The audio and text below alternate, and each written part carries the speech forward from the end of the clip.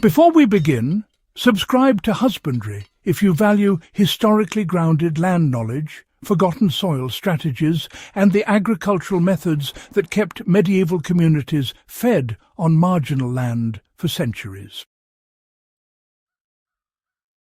This channel exists to recover techniques that worked under pressure, and the ash-based soil blend you are about to learn was one of the most powerful fertility tools medieval farmers had. Medieval farmers did not have access to synthetic fertilizer, mined phosphorus, or industrial soil amendments, yet many of them transformed exhausted, acidic, or lifeless ground into productive fields that fed families generation after generation. The key was not luck or superior weather.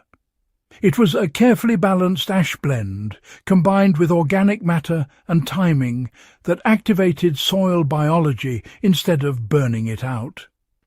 When used correctly, this blend did not just feed plants.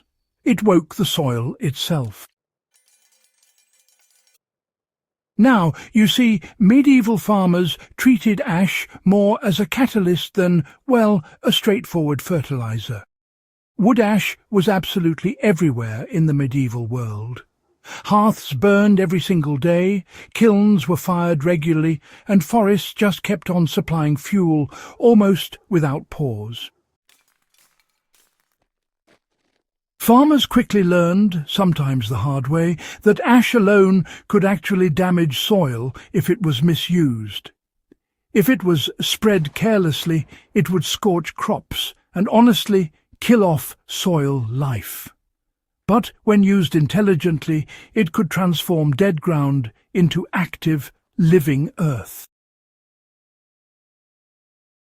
Medieval farmers, they really understood ash as a catalyst. It didn't provide everything plants needed, not by a long shot, but it unlocked what was already there in the soil. Ash would raise the soil pH, supply things like potassium and calcium, and importantly create the sort of conditions where microbes could multiply very rapidly. You know, the explosion of life came not from ash itself, but from how it altered the soil environment. What made the medieval ash blend different from just raw ash was, well, a matter of careful preparation.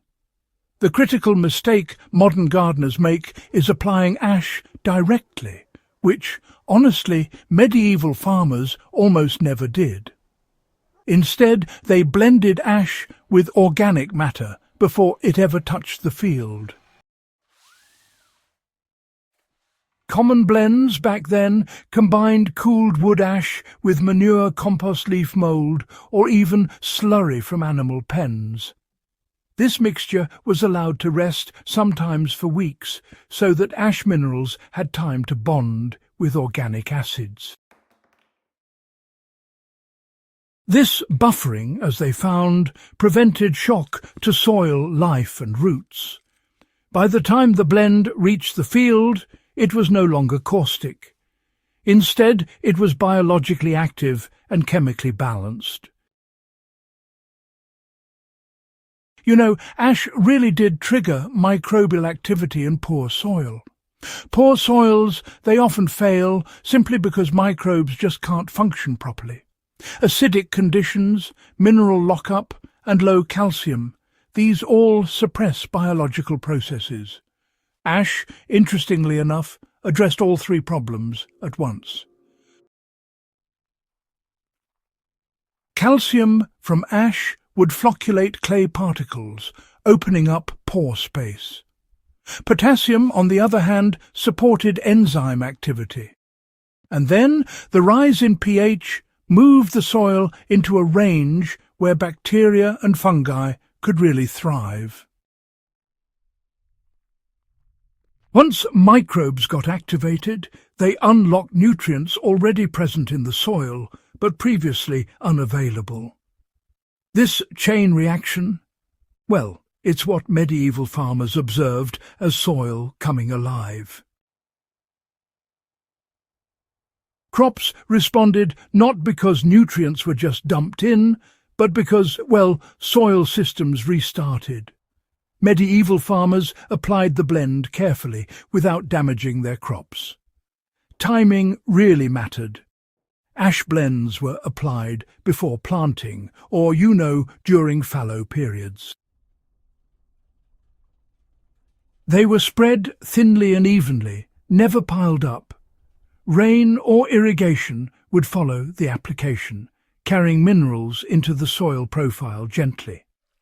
Fields were then covered with organic matter, or sometimes planted quickly. Bare soil was avoided, since ash exposure without cover could actually reverse the gains. Modern application, honestly, follows the same logic. Blend wood ash thoroughly into compost or aged manure. Apply lightly and water well. Then cover or plant immediately.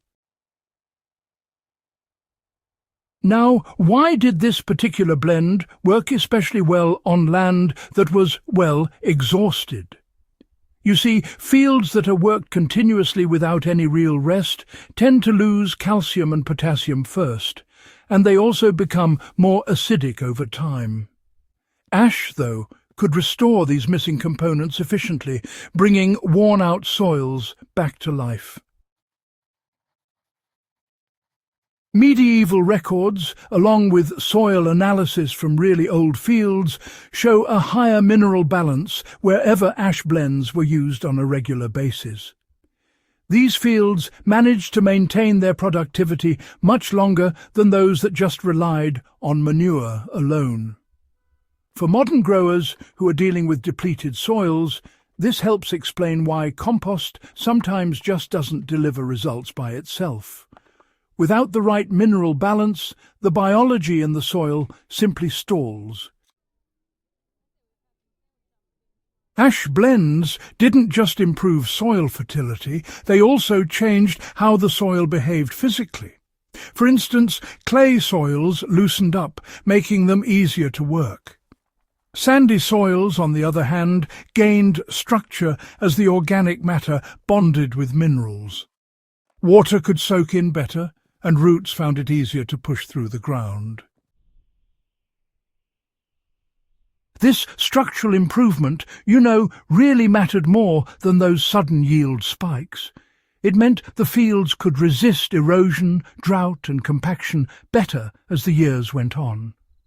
Farmers picked up on this and, they adjusted their practices accordingly. Ash blends became part of long-term soil stewardship, not just something for emergency treatment. Right, so here's how to recreate the medieval ash blend, step by step. First, you want to start with clean wood ash from untreated hardwoods. Never use ash from painted or processed wood, that's important. Next, mix 1 part ash into 10 parts compost, manure or leaf mould.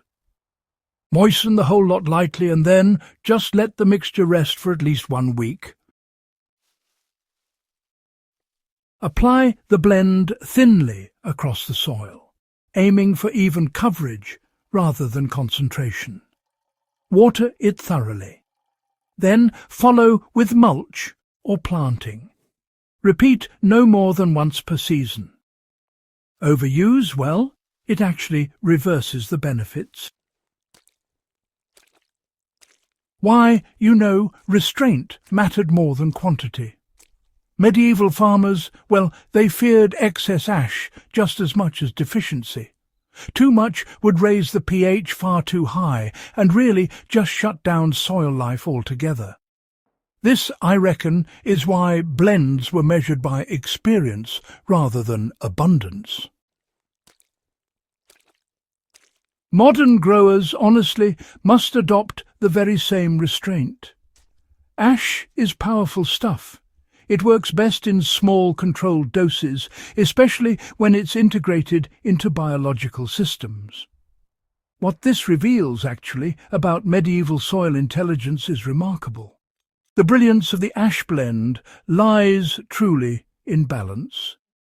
Medieval farmers, they didn't chase quick growth. Instead, they restored function.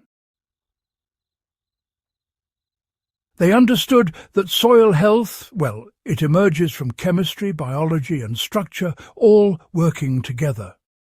This knowledge, you see, was earned through failure, observation, and honestly, survival.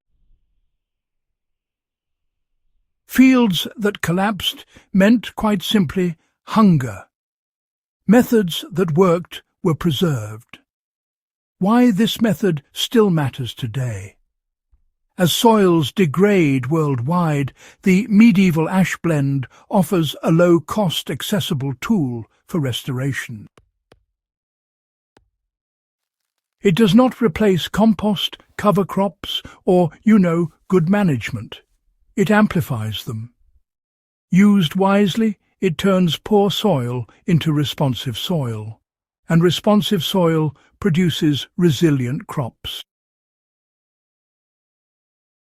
If you value historically proven land practices and practical husbandry knowledge that still applies today, subscribe to Husbandry, share this guide with growers and land stewards, and help keep these powerful medieval soil strategies alive for the future.